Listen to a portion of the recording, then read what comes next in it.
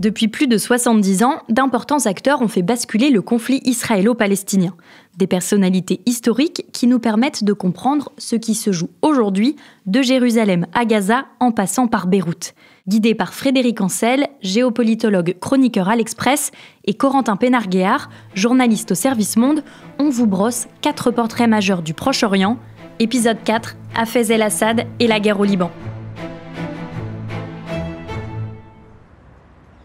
Le 13 avril 1975, Beyrouth va connaître un dimanche tragique qui va plonger le Liban dans une très longue crise. Tout commence dans la matinée par une fusillade dans une église de la ville menée par des membres d'une milice palestinienne. Quelques heures plus tard, c'est un autobus palestinien qui est attaqué dans un faubourg de Beyrouth par des phalangistes majoritairement chrétiens. Depuis des années, les tensions politiques, économiques et religieuses montent dans le pays, mais cet événement va déclencher une guerre civile opposant d'un côté les chrétiens et de l'autre les musulmans et les Palestiniens. Les affrontements s'étendent à tout le Liban, faisant des milliers de morts en quelques mois. En difficulté, les leaders des milices chrétiennes appellent la Syrie à l'aide. Celui qui est à la tête du pays s'appelle Hafez el-Assad et il y voit rapidement une opportunité. L'armée syrienne entre au Liban le 31 mai 1976 et permet une certaine accalmie. La guerre civile va se poursuivre jusqu'en 1990, guerre dans laquelle le président syrien va tour à tour changer de camp. Cette mainmise de la Syrie d'Hafez el-Assad va s'installer pendant des décennies et mettre le Liban dans une position difficile au cœur du conflit israélo-palestinien. Pour ce dernier épisode de notre série de portraits, direction donc la Syrie. Celui qui en sera président pendant près de 30 ans y est né en 1930. Il s'agit d'Hafez el-Assad, dont le géopolitologue Frédéric Ancel nous raconte le parcours. Hafez el-Assad est d'abord et avant tout issu d'une famille alaouite. Et ça, c'est très fondamental. C'est-à-dire, c'est l'une des nombreuses branches de l'islam, et notamment de l'islam chiite. Si on ne comprend pas ça, on ne peut pas comprendre Assad, et d'ailleurs la Syrie de manière générale. Pourquoi ? Parce que dans une grande partie du Moyen-Orient, mais c'est vrai notamment de la Syrie, le pouvoir s'exerce sur un mode beaucoup plus clanique, beaucoup plus confessionnel, parfois beaucoup plus ethnique que national. Et le clan des Assad, donc c'est un clan qui est minoritaire, qui compte quelques centaines de milliers seulement de membres à l'époque, donc on est au début des années 40, sur plusieurs millions de Syriens, mais qui n'est pas négligeable. Pourquoi ? Parce que les hommes alaouites donnent beaucoup de soldats. Enfin, le métier de soldat est plutôt valorisé, comme le métier d'agriculteur, mais soldats plus encore. Et surtout, ces gens-là vivent, pour la majorité d'entre eux, dans une région dont on va rapidement s'apercevoir qu'elle est stratégique, c'est-à-dire au nord, ouest, donc près de la façade maritime dont dispose la Syrie dès son avènement à l'indépendance, en 1945. Très tôt, Hafez el-Assad est attiré par une carrière militaire.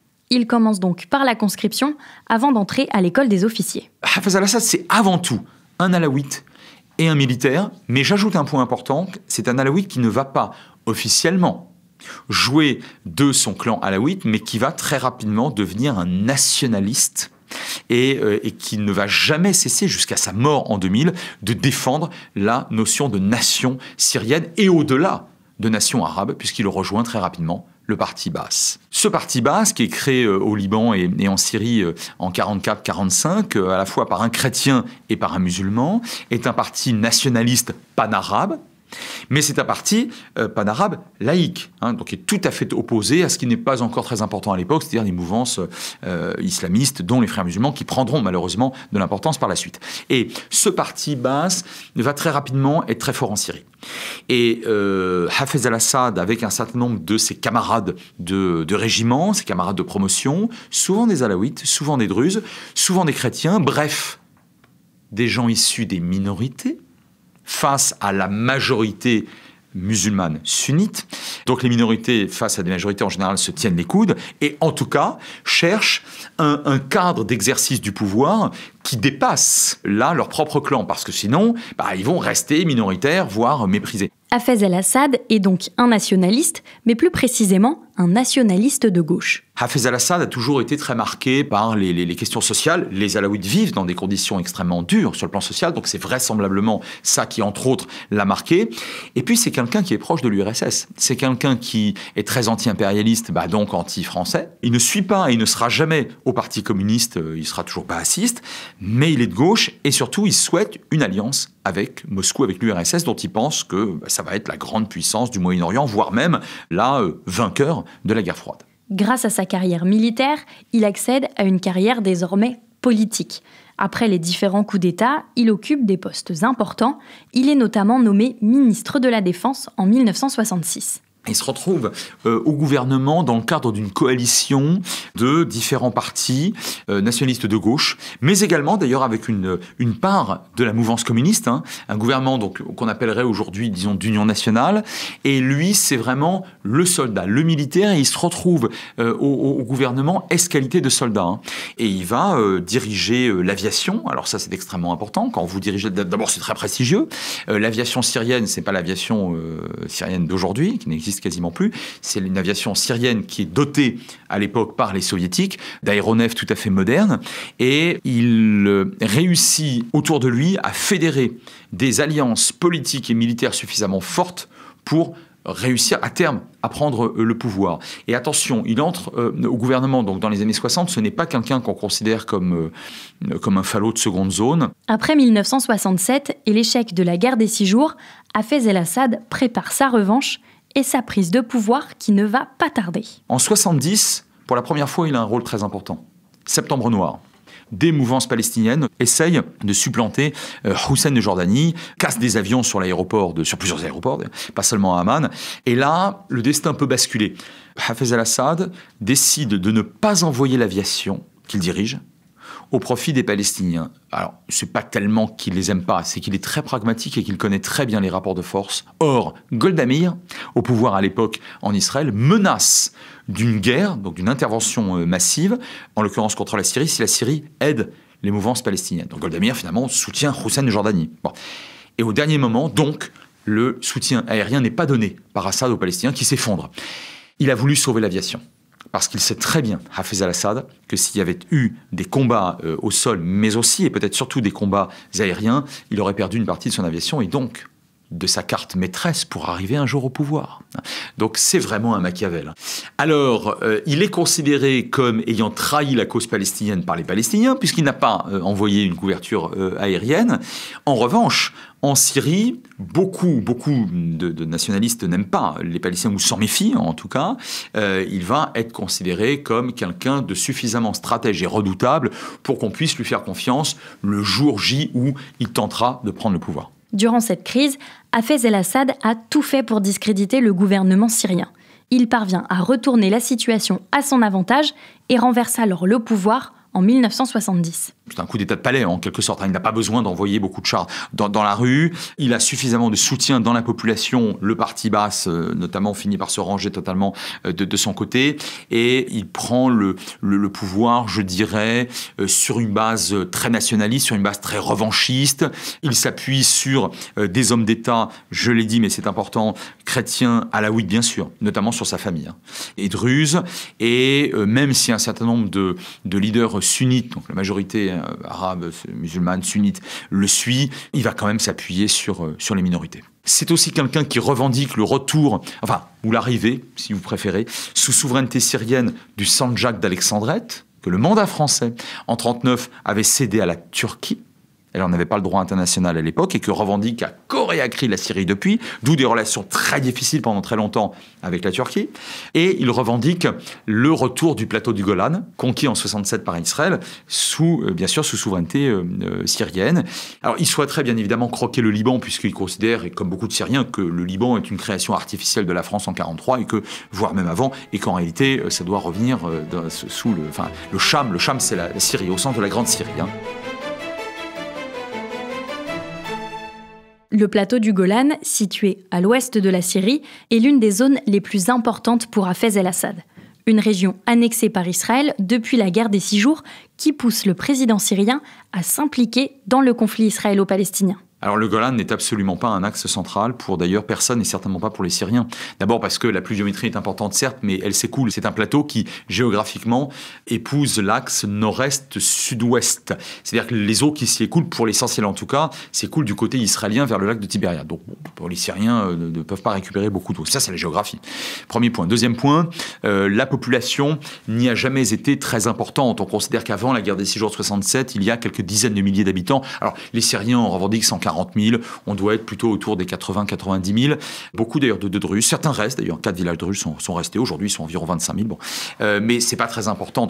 Et donc économiquement, stratégiquement, c'est vraiment pas grand-chose, mais en revanche, l'honneur de la Syrie, le prestige de la Syrie a été très très durement entamé quand même par la perte de cette petite parcelle de territoire. Le 6 octobre 1973, l'armée syrienne de Hafez al-Assad et l'armée égyptienne d'Anwar al-Sadat lancent une offensive pour récupérer les territoires perdus du Golan et du Sinaï lors de la guerre des 6 jours de 1967. En 1973, Hafez el-Assad est donc aux côtés d'Anwar el-Sadat durant la guerre du Kippour. Malgré la défaite, la Syrie regagne quelques territoires grâce aux négociations de paix, mais toujours pas le Golan. Et Assad continue de s'opposer à Israël sans jamais soutenir directement les Palestiniens. Il ne croyait pas dans la cause palestinienne. Et il pensait d'abord que les Palestiniens n'arriveraient pas à avoir un État. Et je pense pouvoir affirmer qu'il n'était même pas certain de ne pas pouvoir croquer, lui, une partie de la future Palestine.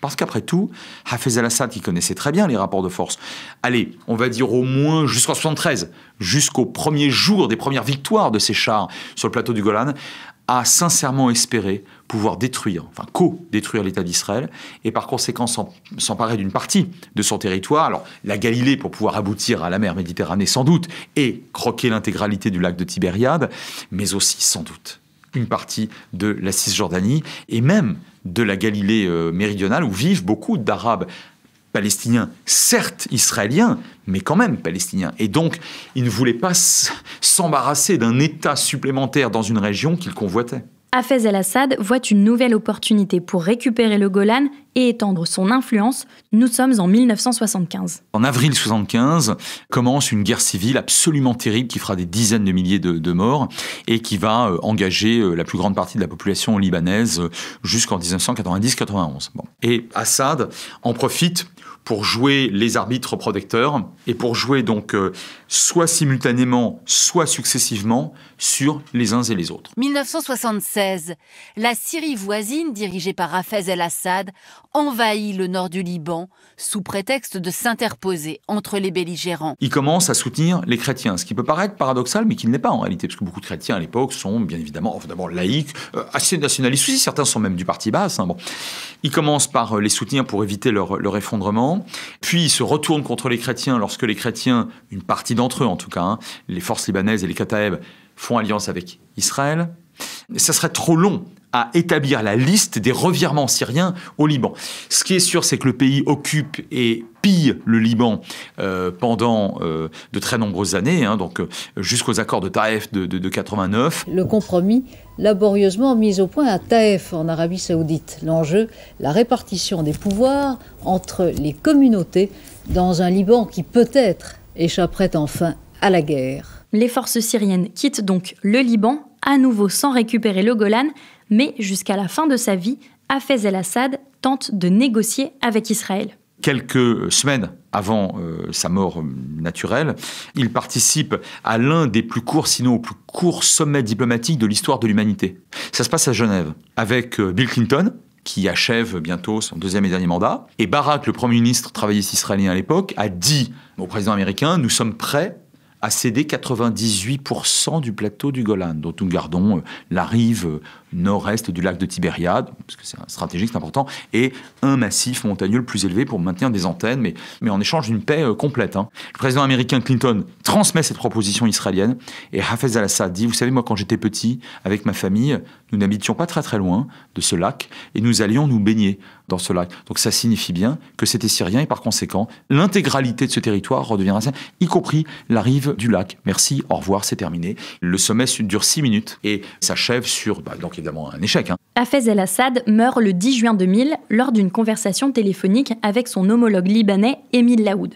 Peu de temps après, c'est son fils, Bachar, candidat unique à la présidence de la Syrie, qui est élu avec plus de 97% des voix. La famille Assad appartient à la minorité alaouite qui ne représente que 10% de la population et elle entend bien conserver le pouvoir. D'où la montée rapide de Bachar el-Assad. À la fin des fins, qu'est-ce qui restera de Hafez al-Assad, sinon une vraie stabilité, puisqu'il est au pouvoir pendant exactement 30 ans, alors qu'avant lui, les coups d'État se succèdent à un rythme épouvantable. Bon, il reste une dictature implacable en interne, il reste une économie soviétique, c'est-à-dire absolument catastrophique. Il reste la perte de ce qu'il pensait pouvoir croquer, c'est-à-dire le Liban. Aujourd'hui, la Syrie a vraiment été rejetée du Liban. Il reste la non-récupération du Sandjak d'Alexandrette. La Turquie est vraiment trop puissante de ce point de vue-là. Et il reste la non-récupération du plateau du Golan. Donc je dirais que Assad, qui signifie le lion, est toujours présent dans beaucoup de mémoires, pour le meilleur ou pour le pire, en Syrie. Mais sur le plan géopolitique, à la fin des fins, il n'aura quand même pas marqué son pays d'une véritable gloire. Et le Golan aujourd'hui reste un enjeu majeur dans le conflit israélo-palestinien. Pour faire le point, j'accueille une dernière fois Corentin Pénarguer du service Monde de l'Express. Bonjour Corentin. Bonjour. Pourquoi, Corentin, le Golan est-il toujours convoité ? En fait, c'est un territoire annexé par Israël qui lui sert de zone tampon parce qu'il sépare le pays des milices pro-Iran qui sont un peu partout en Irak et en Syrie. Et donc, Israël a installé beaucoup d'installations militaires sur ce plateau, ce qui en fait une cible régulière des tirs du Hezbollah libanais. Aujourd'hui, quelles sont les relations entre Israël et la Syrie ? Comme la Syrie est un pays ruiné, très faible, il n'apparaît pas comme une menace pour Israël, et donc les deux pays s'accommodent un petit peu de leurs voisins, comme s'ils n'existaient pas vraiment, et Israël se permet de frapper très souvent des forces iraniennes en Syrie, sans que ça entraîne une réponse de la part du régime syrien. Mais est-ce qu'on peut imaginer la Syrie de Bachar el-Assad s'impliquer dans le conflit israélo-palestinien, comme elle l'a fait durant les années Hafez el-Assad ? A priori non, l'Iran demande à la Syrie de s'impliquer depuis le 7 octobre, mais très clairement Bachar el-Assad n'a ni la volonté ni les moyens d'impliquer son armée contre Israël. En plus, il a toujours une dent contre le Hamas qui avait envoyé des combattants contre son régime au début de la guerre civile syrienne. Et puis on en avait parlé ensemble dans un épisode il y a quelques mois. Assad essaye de se refaire une place sur la scène internationale, de se normaliser, et donc il n'a aucun intérêt à s'impliquer dans ce conflit. Et ce, même si le conflit devait davantage s'étendre au Liban. Oui, en cas de guerre, ce serait pas une guerre entre Israël et le Liban à proprement parler, mais entre Israël et le Hezbollah. Et pour les mêmes raisons, il est peu probable que le régime syrien sorte de chez lui. Merci Corentin, c'était très clair. Et merci de nous avoir accompagnés durant toute cette série. À bientôt. Merci également à Frédéric Ancel pour son expertise sur ces 4 portraits. Toutes ces chroniques ainsi que les articles de la rédaction sont à lire sur l'express.fr. Alors n'hésitez pas, chers auditeurs, jusqu'à la fin du mois de septembre, l'abonnement d'1 an est à moitié prix. Si ces épisodes vous ont plu, vous pouvez en parler autour de vous et nous mettre des étoiles sur les plateformes d'écoute, Apple Podcast, Deezer ou Spotify par exemple. Cette série a été réalisée par Jules Cros avec Solène Alifa et Thibaut Mathieu. Je vous rappelle que La Loupe, c'est une nouvelle série chaque semaine, du lundi au jeudi, disponible dès 6h du matin. Et le vendredi, on se retrouve pour un épisode consacré à l'actualité de la semaine. Alors je vous dis à demain.